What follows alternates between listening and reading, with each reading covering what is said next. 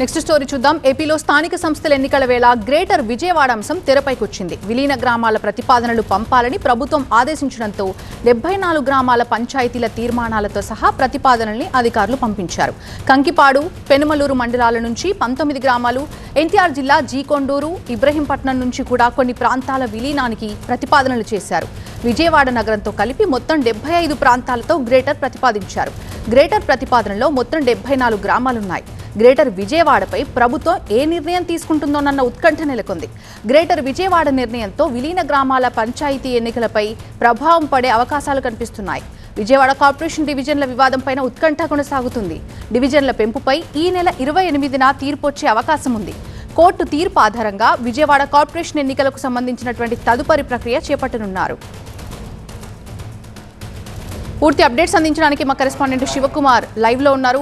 ఏపీలో స్థానిక సంస్థల ఎన్నికల వేళ మళ్లీ గ్రేటర్ విజయవాడ అంశం తెరపైకొచ్చింది. అండ్ గవర్నమెంట్ దీనిపై ఎటువంటి డెసిషన్ తీసుకుంటుందన్న ఉత్కంఠ అయితే కనిపిస్తుంది. శివకుమార్, దీనికి సంబంధించి పూర్తి అప్డేట్స్ ఏంటి? విజయవాడ చుట్టూ కూడా ఇప్పుడు ఇదే అంశం రాజకీయ చర్చకు తెరలేపిందని చెప్పుకోవచ్చు. ఒకవైపు స్థానిక సంస్థల ఎన్నికలు కూడా వస్తున్న నేపథ్యంలో ఈ గ్రేటర్ విజయవాడ అంశం ఇప్పుడు మరోసారి తెరపైకి వచ్చింది. ఈ నేపథ్యంలోనే రాష్ట్ర ప్రభుత్వం ఈ విలీనానికి సంబంధించినటువంటి నివేదిక ఇవ్వాలని చెప్పని ఆదేశించిన నేపథ్యంలో ఇటు BMC అధికారులు కూడా దీనికి సంబంధించినటువంటి పూర్తి నివేదికను కూడా రాష్ట్ర ప్రభుత్వానికి పంపించినట్టుగా అయితే మనకు సమాచారం తెలుస్తుంది. మొత్తం 74 గ్రామాలను అయితే విలీనం చేస్తున్నట్లుగా దీనికి సంబంధించినటువంటి నివేదికలను అయితే రాష్ట్ర ప్రభుత్వానికి కూడా ఇప్పటికే అప్పగించినటువంటి పరిస్థితి.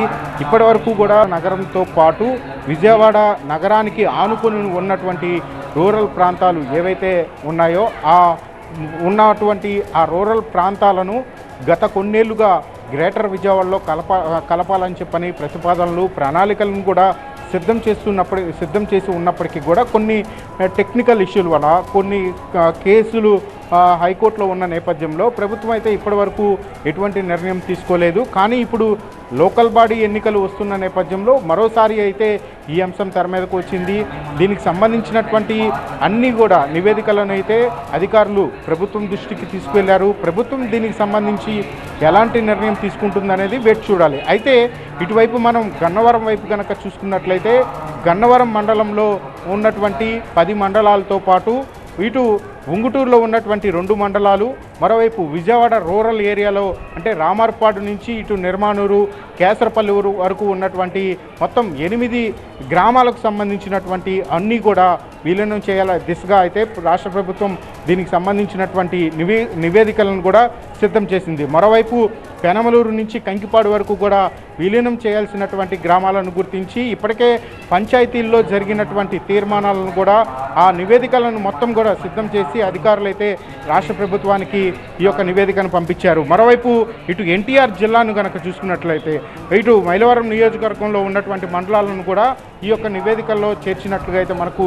సమాచారం తెలిసింది. అయితే కోర్టులో కొన్ని కేసులు పెండింగ్లో ఉన్న నేపథ్యంలో హైకోర్టు ఇచ్చేటువంటి ఆదేశాలకు అనుగుణంగా రాష్ట్ర ప్రభుత్వం అయితే నిర్ణయాలు తీసుకొని ముందుకు వెళ్లే దిశగా అయితే అడుగులు వేస్తుంది. ఈ లోకల్ బాడీ ఎన్నికలకు సంబంధించినటువంటి వ్యవహారం వచ్చిన నేపథ్యంలోనే ఇదంతా కూడా రాజకీయ చర్చ కూడా కొనసాగుతున్నటువంటి పరిస్థితులు అయితే విజయవాడలో కనపడుతున్నాయి. Over to studio.